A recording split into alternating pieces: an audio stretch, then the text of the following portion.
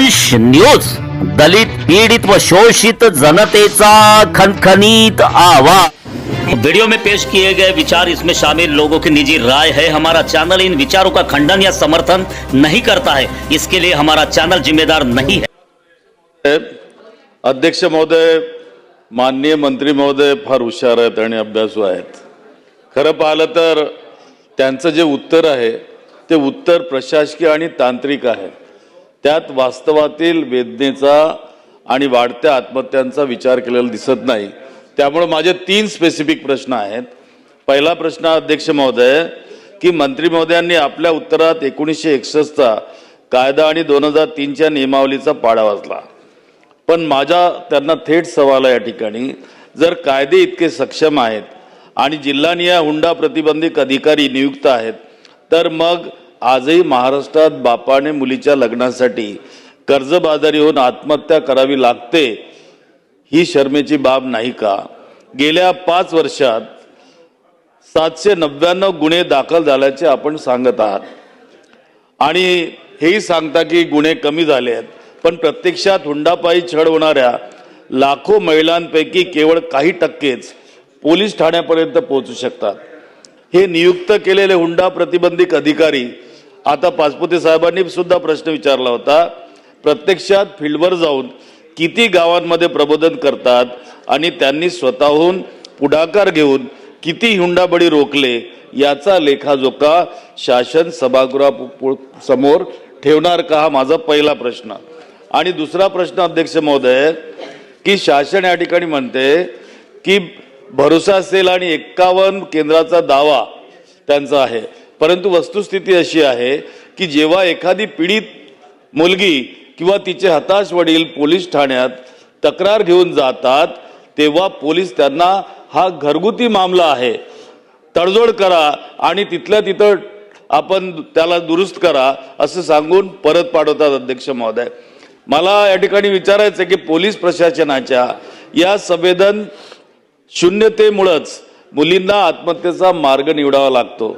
अशा तक्रारी घेण्यास टाळाटाळ करणाऱ्या संबंधित पोलीस अधिकाऱ्यांवर शासनाने आतापर्यंत काय कठोर कारवाई केली आहे? तसेच हुंडा मागणाऱ्या गुन्हेगारांमध्ये कायद्याचा धाक निर्माण करण्यासाठी शासन हे खटले फास्ट ट्रॅक कोर्टात चालवून 6 महिन्याच्या आत शिक्षा सुनिश्चित करणार का? हा दुसरा प्रश्न अध्यक्ष महोदय। आणि तिसरा प्रश्न माझा असा आहे की अध्यक्ष महोदय, केवळ हुंडाबंदी सप्ताह साजरा करून रेडिओवर जाहिराती देऊन सामाजिक कलंक काही पुसला जाणार नाही। केवळ जनजागृती हा उपाय त्या ठिकाणी नव्हे, लाचलुचपत प्रतिबंधक विभाग ज्याप्रमाणे लाच घेणाऱ्यांवर सापळा रचून कारवाई करते, त्या धर्तीवर लग्न मंडपात होणारी हुंड्यांची उघड आणि सुप्त देवाणघेवाण रोखण्यासाठी पोलीस दलाचे एक विशेष फ्लाइंग स्क्वॉड प्रत्येक जिल्ह्यात तैनात करण्याची शासन खबरदारी घेणार का? आणि पीडितांना आपली ओळख गोपनीय ठेवून तक्रार करता यावी यासाठी समर्पित राज्यस्तरीय 24/7 हुंडा विरोधी हेल्पलाईन नंबर शासन तातडीने सुरू करणार का?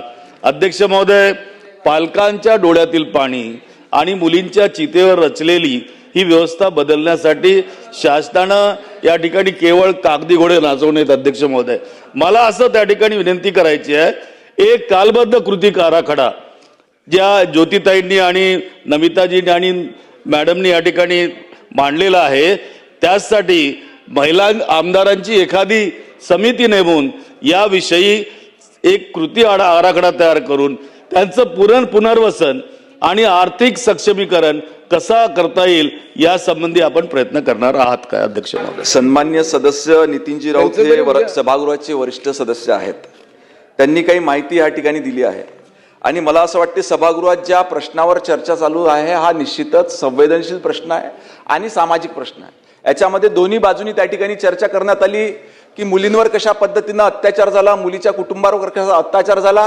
काही सदस्यांनी मांडलं की त्या माध्यमातून मुलांवरती देखील कसा अत्याचार झाला, त्यांच्यावरती काय काय ते कसे कसे अडचणीमध्ये त्या ठिकाणी आले।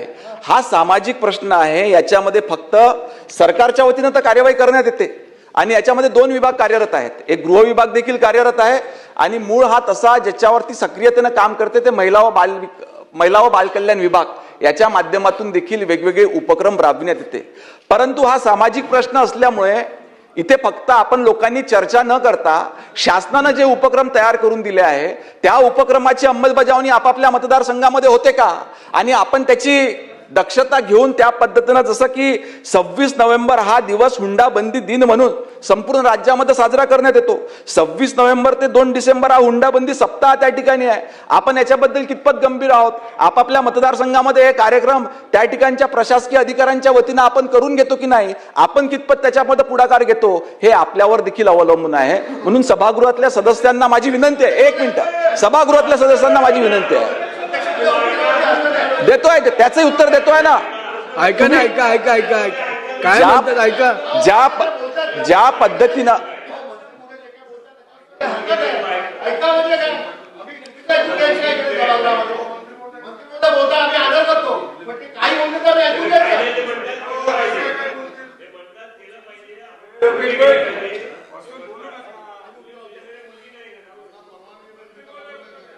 याच्यामध्ये अध्यक्ष महोदय, ऐका ना, ऐका ऐका.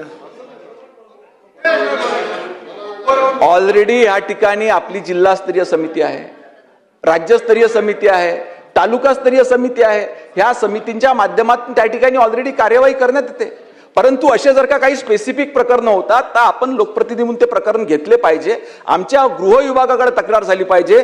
साहेबांनी एक प्रश्न विचारला की हेल्पलाईन त्या ठिकाणी करण्यात येतील का, तर ऑलरेडी त्या ठिकाणी महिलांकरिता हेल्पलाईन आहे जी 24/7 त्या ठिकाणी कार्यरत असते. क्रमांक 103, क्रमांक 1091, इमर्जन्सी हेल्पलाईन देखील त्या ठिकाणी 112 नंबरची आहे.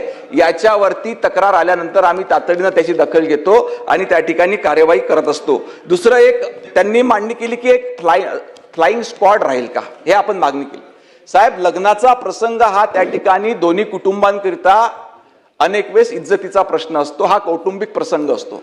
अशा वेळेस त्या ठिकाणी बिना परवानगीनं शासनानं जाणं आणि कुठली कारवाई करणं हे याच्यावरती एकमत असं मला वाटतं होणार नाही. त्या ठिकाणी जर का तक्रार प्राप्त झाली तर निश्चितपणे विभाग त्या ठिकाणी कार्यवाही करेल. एक दुसरा, आलेल्या तक्रारींकरता कालबद्ध कालावधीमध्ये हे प्रकरण सोडवले गेले पाहिजे. निश्चितपणे याच्याशी आम्ही सहमत आहोत. जे जे प्रकरणं असतील याच्याकरता कालबद्ध कार्यक्रम तयार करून त्या कालबद्ध कार्यक्रमामध्ये हे सोडण्यात येईल. एक आपली अजून सूचना होती की याच्याकरता एक समिती, महिला व बालकल्याण विभागाच्या अंतर्गत आपली विधिमंडळाची देखील याच्यामध्ये एक समिती आहे. त्या समितीचा आढावा, त्या समितीने देखील वेळोवेळी आढावा घेऊन ह्या प्रकरणांवरती त्या ठिकाणी प्रकाश टाकला पाहिजे असं त्या ठिकाणी अपेक्षित आहे. आणि आपण अजून ज्या काही सूचना दिल्या त्याची नोंद घेऊन पुढील कार्यवाही शासनाच्या मार्फत करण्यात